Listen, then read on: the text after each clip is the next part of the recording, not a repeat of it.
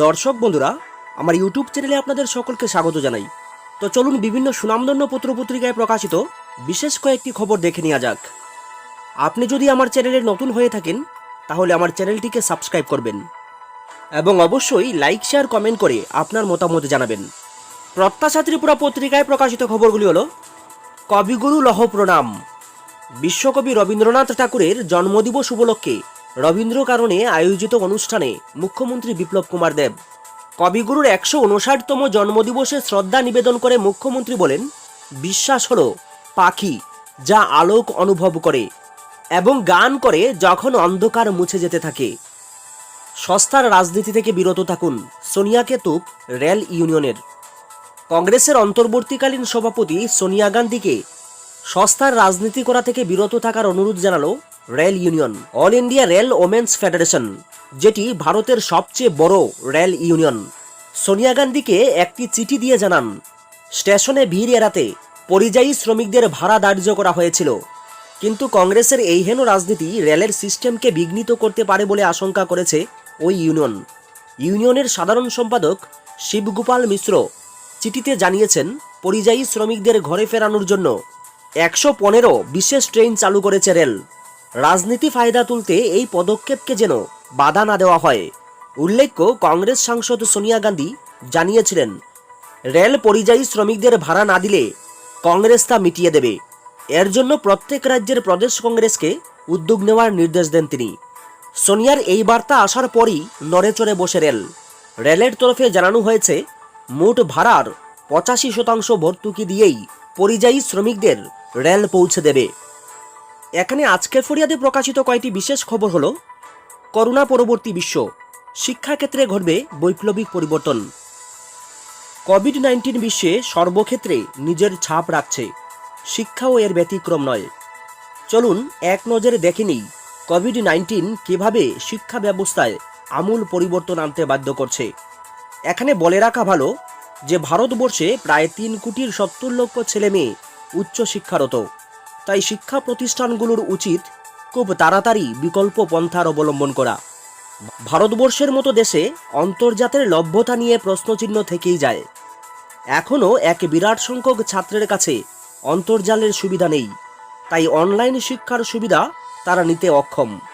যদিও 70% ভারতীয়র কাছে এখন মুঠোফোন আছে, তবুও অনলাইন শিক্ষা নিশ্চিত করার জন্য যে পরিকাঠামো প্রয়োজন, সেই পরিকাঠামো এখনও এক বৃহৎ সংখ্যক ছাত্রের কাছেই নেই। তবে এটাও সত্যি যে যদি কোভিড-19 আমাদের আক্রমণ না করত, তাহলে অনলাইন শিক্ষা একটি অলীক স্বপ্ন হয়েই থেকে যেত। বিমুদ্রাকরণ ভারতের অর্থনীতিতে যে অভাবনীয় পরিবর্তন এনেছিল, করোনার আগমন শিক্ষাক্ষেত্রেও ঠিক সেই বৈপ্লবিক পরিবর্তনই এনেছে।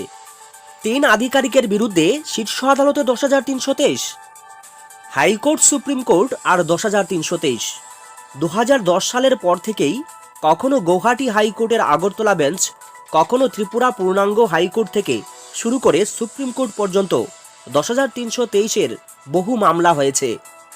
এইসব মামলার নিরিখে রাজ্য সরকার দফায় দফায় সরকারের কোষাগার ফাঁকা করে আইনি পথে টাকা খরচ করেছেন 10,323-এর জন্য। এর পরের ঘটনা সকলেরই জানা। 31শে মার্চের পর তারা চাকুরিচ্যুত। এখন নতুন করে সুপ্রিম কোর্টে মামলা করার হুমকি দেওয়া হলো। আগরতলায় জগন্নাথ বাড়ির সামনের পার্কে দাঁড়িয়ে 10,323 শিক্ষকদের পক্ষে একটি সংগঠনের হয়ে বিমল সাহা এবার জানিয়েছেন, তিনি শিক্ষা দপ্তরের সচিব ও অধিকর্তা এবং মুখ্য সচিবের বিরুদ্ধে কন্টেম্পট পিটিশন দাখিল করবেন সুপ্রিম কোর্টে। কবে হবে, কিভাবে হবে তা সুস্পষ্ট ব্যাখ্যা না এলেও ফের আইনি পথে লড়াইয়ের ডাক দিয়েছে 10,323। এদিন বিমল সাহা বলেছেন, সারা বিশ্ব যখন কোভিড-19-এর প্রকোপে আক্রান্ত, এতে আমাদের ছোট রাজ্য ত্রিপুরাও বাদ যায়নি। এই ভয়াবহ অবস্থায় যখন কেন্দ্রীয় লেবার মিনিস্ট্রি থেকে তথা দেশের প্রধানমন্ত্রী আবেদন রেখেছেন কোনো ধরনের চাকরি থেকে যেন বহিষ্কার করা না হয়, এমতাবস্থায় দাঁড়িয়ে রাজ্যের শিক্ষামন্ত্রী মিডিয়াতে বলেছেন 10,323 অ্যাডহক শিক্ষকদের চাকরি থেকে বহিষ্কার করা হয়েছে গত 31 তারিখে। তার পাশাপাশি শিক্ষা দপ্তরের অধিকর্তা ইউকে চাকমা উভয়েও একই দাবি করেছেন। কিন্তু বাস্তবটা রাজ্যবাসী জানেন না। রাজ্যের শিক্ষা দপ্তর এখন পর্যন্ত কোনো ধরনের টার্মিনেশন লেটার প্রতিটি শিক্ষকদের দেননি, কিংবা দপ্তরের নোটিশ বোর্ড ও তাদের ওয়েবসাইটে দেননি। তবে কি প্রশ্ন করা যায় না, শিক্ষা দপ্তর কি এখন মৌখিকভাবে পরিচালনা করবেন দপ্তরের অধিকর্তারা? এই মাসের 4 তারিখে রাজ্যের শিক্ষা অধিকর্তার কাছে লিখিতভাবে গত এপ্রিল মাসের বেতন ভাতা দাবি করেছি। যেহেতু দপ্তর 10,323কে ইন্ডিভিজুয়ালি কোনো ধরনের টার্মিনেশন দেননি, গত 5 তারিখে মুখ্যমন্ত্রী যে 35,000 টাকার এককালীন আর্থিক অনুদানের কথা বলেছিলেন কোভিড-19 মোকাবেলার পরিস্থিতিতে সাহায্য করার জন্য, তাতে দপ্তর কিছু শর্ত অবলম্বনে এই টাকা প্রদান করা হবে বলে বলা হয়েছে। প্রথমত, রাজ্যের মুখ্যমন্ত্রী হয়তোবা জানেন না যে রাজ্য শিক্ষা দপ্তর টার্মিনেশন দেননি, তবে বেতন না দিয়ে ক্যাশে এই অনুদান দেবেন যখন রাজ্য এক আর্থিক সংকটের মধ্য দিয়ে যাচ্ছে। ঠিক তখন যে জায়গায় বেতন ভাতা দিলে হয়তোবা রাজ্যের কোষাগার থেকে কম টাকা খরচ হতো, সেই জায়গায় অনুদানের নাম করে রাজ্য কোষাগারে অতিরিক্ত টাকা খরচ হচ্ছে। যে কোনো অনুদানের ক্ষেত্রে কোনো ধরনের শর্ত আরোপ করা যায় না, কিন্তু গত 5 তারিখে শিক্ষা দপ্তর থেকে যে সার্কুলার জারি করা হয়েছে এই অনুদান নিয়ে দপ্তর নিজে থেকে শর্ত আরোপ করেছে। 10,323 বিশ্বাস করি রাজ্যের মুখ্যমন্ত্রীর ভাবমূর্তিকে নষ্ট করার অপচেষ্টা করছেন। তারা মুখ্যমন্ত্রীর হস্তক্ষেপের দাবি করেন। রাজ্যের বেশ কিছু স্কুল আছে যেখানে প্রধান শিক্ষক নেই। আজকের এই দশা সেটা সবার জন্য। কয়েকজন শিক্ষা দপ্তরের আধিকারিকদের অকৃতকার্যতার ফল 2014 সালের ত্রিপুরা হাইকোর্ট ও 2017 সালের সুপ্রিম কোর্টের রায়ের ভুল ব্যাখ্যা করে। শুধু তাই নয়, গত 27 তারিখের সুপ্রিম কোর্টের আদেশটাকেও তিনি নিজের মতো করে ব্যাখ্যা করে দফতরকে ভুল পথে পরিচালনা করছে। দাবি রাখছি তাকে অতিসত্বর দফতরের দায়িত্ব থেকে অপসারিত করে বিদ্যালয়ে প্রেরণ করতে হবে। জানি কোনো দফতর যদি তার কোনো কর্মচারী বা শিক্ষকদের টার্মিনেট করেন, তার আগের সমস্ত ধরনের দায় দায়িত্ব তার কাছ থেকে বুঝে নিয়ে তাকে ক্লিয়ারেন্স সার্টিফিকেট দেওয়া হয়। তবে এই ক্ষেত্রে এদিন তিনি বেশ কয়েকজনের বিরুদ্ধে বিস্ফোরক অভিযোগ তুলেন। শিক্ষা দপ্তরের আধিকারিক নারায়ণ দেবনাথের বিরুদ্ধেও অভিযোগ তোলা হয়েছে। পাশাপাশি ওই কর্মচারী বা শিক্ষককে তার সমস্ত পাওনা দেনা বুঝিয়ে দিয়ে তাকে সেই ক্ষেত্রে সমস্ত কাজের রিসিপ্ট কপি প্রেরণ করা হয়। চাকরির শেষে তাকে একবার সার্ভিস বুক দেখার অনুমতি দেওয়া হয়। তাদের ক্ষেত্রে দফতর তা প্রতিপালন করেনি। শুধু তাই না, যখন শিক্ষামন্ত্রী মিডিয়াতে বলেছেন যে 10,323 শিক্ষকরা সমস্ত খাতাপত্র জমা করে দিয়েছেন, সেই জায়গায় দাঁড়িয়ে দপ্তর আবার খাতাপত্র জমা দেওয়ার দাবি করেছেন কেন? প্রশ্ন, তাদের শিক্ষা দপ্তরকে বারবার অনুরোধ করা সত্ত্বেও 10,323 বিতাড়িত করার মরিয়া চেষ্টা করে যাচ্ছে যেন কোনোভাবেই শিক্ষকতায় না থাকতে পারি। অথচ 2003 সাল থেকে সমস্ত শিক্ষক ও অন্যান্য কর্মচারীদের চাকরি করতে দেওয়া হচ্ছে, যেই জায়গায় দেশের সর্বোচ্চ আদালত সুপ্রিম কোর্ট 2003 সালের রিভাইজড এমপ্লয়মেন্ট পলিসিকে বাতিল করে দিয়েছে। তাছাড়া 2012 সালের 962 জন শিক্ষককে অ্যাডহক না করে এপ্রিল মাসের বেতন প্রদান করা হয়েছে। বর্তমান সময়ে দাঁড়িয়ে গত 4 তারিখে 10,323 যে ডেপুটেশনে মিলিত হয়েছিল, তখন আধিকারিকরা 2019-20 সালের অর্থবর্ষ শেষ হয়েছে কিনা তাও স্পষ্টভাবে জানাতে পারেনি।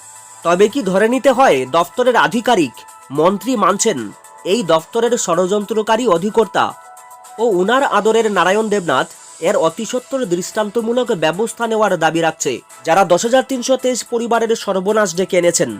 এই অবস্থায় দাঁড়িয়ে 10,323 সিদ্ধান্ত নিয়েছি রাজ্যের চিফ সেক্রেটারি, শিক্ষা দপ্তরের সেক্রেটারি, শিক্ষা দপ্তরের অধিকর্তাদের বিরুদ্ধে কন্টেম্পট পিটিশন দেশের সর্বোচ্চ আদালতে দাখিল করবে। পাশাপাশি বলে দেওয়া ভালো, 10,323 শিক্ষা দপ্তরের সচিবের নিকট বারংবার দেখা করতে চেয়েছিলাম, কিন্তু তিনি এতটাই ব্যস্ত বা উপরে কাজ করেন, হয়তো তিনি ভুলে গেছেন তিনিও একজন সরকারি কর্মচারী। জুন জুলাইয়ে চূড়ান্ত পর্যায়ে যাবে করোনা পরিস্থিতি।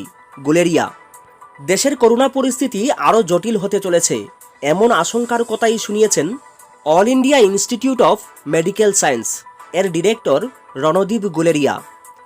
জুন জুলাইয়ে করোনা আক্রান্তের সংখ্যা চূড়ান্ত পর্যায়ে পৌঁছবে বলে বৃহস্পতিবার জানিয়েছেন তিনি। গুলেরিয়া এদিন বলেন, লকডাউনের মেয়াদ আরও বাড়ানো উচিত। ত্রিপুরা দর্পণে প্রকাশিত খবরগুলি হলো, ফল প্রকাশ নিয়ে দুশ্চিন্তায় পর্ষদ পরিচালিত মাধ্যমিক ও উচ্চ মাধ্যমিক পরীক্ষার ফল প্রকাশ নিয়ে দুশ্চিন্তায় ছাত্রছাত্রীরা। কবে নাগাদ ফল প্রকাশ করা হবে তা এখনও সঠিক তথ্য দিতে পারেনি ত্রিপুরা মধ্য শিক্ষা পর্ষদ। পর্ষদ সভাপতি ডক্টর ভবতোষ সাহা জানালেন, বাংলা ইংরেজি বিষয় ছাড়া মাধ্যমিক ও উচ্চ মাধ্যমিকের অন্য বিষয়ের খাতা 20 মে শেষ হবে। তবে এখনও উচ্চ মাধ্যমিক এবং মাধ্যমিকের পুরনো সিলেবাসের কিছু পরীক্ষা রয়েছে, সেগুলো শেষ না হলে পুরো ফল প্রকাশ করা সম্ভব হবে না।